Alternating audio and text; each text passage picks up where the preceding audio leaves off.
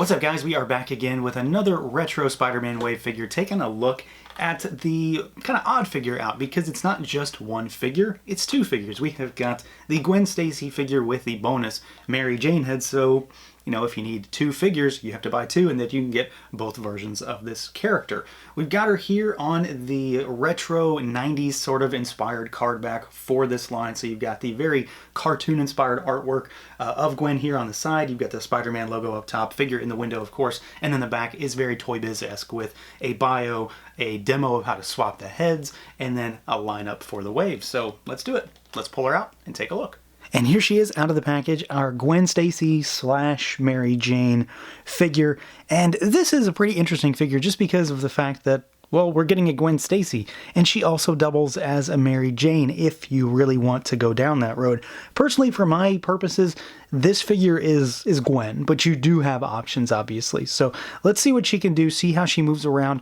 Nothing too surprising here, really. She is a little bit less than standard when it comes to a female figure, but she is just a little bit different because of what they did with her, especially because of her outfit. So, you know, she's in civilian clothes, so she's not in a skin-tight spandex suit or anything like that. So we've got a head that can look down really far. She can look up a little bit. Surprisingly, she can look up some based on the fact that she has hair. So you've got a little bit of tilt there, not much, but a little bit. Full rotation, but her shoulders will eventually kind of get in the way, but you can get as far as you really need to. Arms go out at the shoulders, more than 90 degrees. You can rotate all the way around. There is, of course, no butterfly joint here. There is no bicep swivel. We've got a single rotating elbow, a little bit more than 90 degrees, and then you've got hinges, and you've got rotation at the wrists. Both are lateral side-to-side hinges. We've got a diaphragm cut for torso articulation, so side to side. Not a whole lot back and not a whole lot forward either, and a little bit of tilt. She is very tight in terms of her torso. The legs go out at the waist about that far. The right, your left, her right, goes out about that far because there is a slit in the skirt. Her left, your right does not move really at all because there's no cut there. It's just on this side. They kick forward and then they kick backward. There is a thigh cut. You're not going to get as much motion on this side because of the fact that there is, of course, no cut there. And then you've got your double jointed knees. They're not really impeded by the skirt or the jacket. And then there is no boot cut, but there is a little bit of a rocker down here. And then you've got hinges. She does have heels on, so you do have to take that into consideration when you are moving and balancing her, because there is a smaller footprint, no pun intended, to put her on. As far as the aesthetics and the overall look on this figure, I do get a very Gwen Stacy look and vibe out of this figure. I think she looks pretty good. The idea here, the colors, the outfit, I think it works well, and it kind of gives off the idea that we've got a very classic looking Gwen Stacy. There is not a lot of paint on this figure. She is pretty bare bones in that regard. Most of what you're seeing is just cast plastic, but it works well enough. The colors are really nice and saturated. Nothing too crazy here. So you've got the kind of long coat design figure here. So you've got kind of a pliable plastic. A little bit of sculpted detail in there for some of the pleats and the buttons, and then you do have the belt piece, which does have this little free-floating piece here.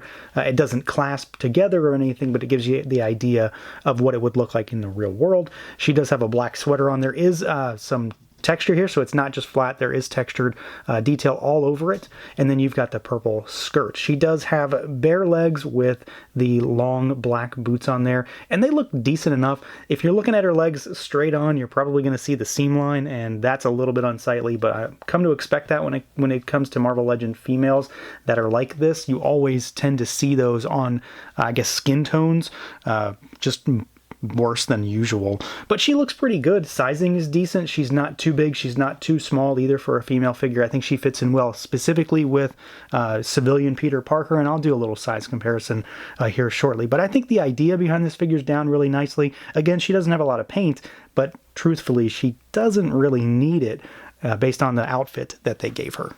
And then, of course, up top is kind of more of the same. There is a little bit of paint here, but not too much. It's mostly just the lips, the eyes, and the eyebrows, and then her headband. But I think the idea here works pretty good. The face looks good.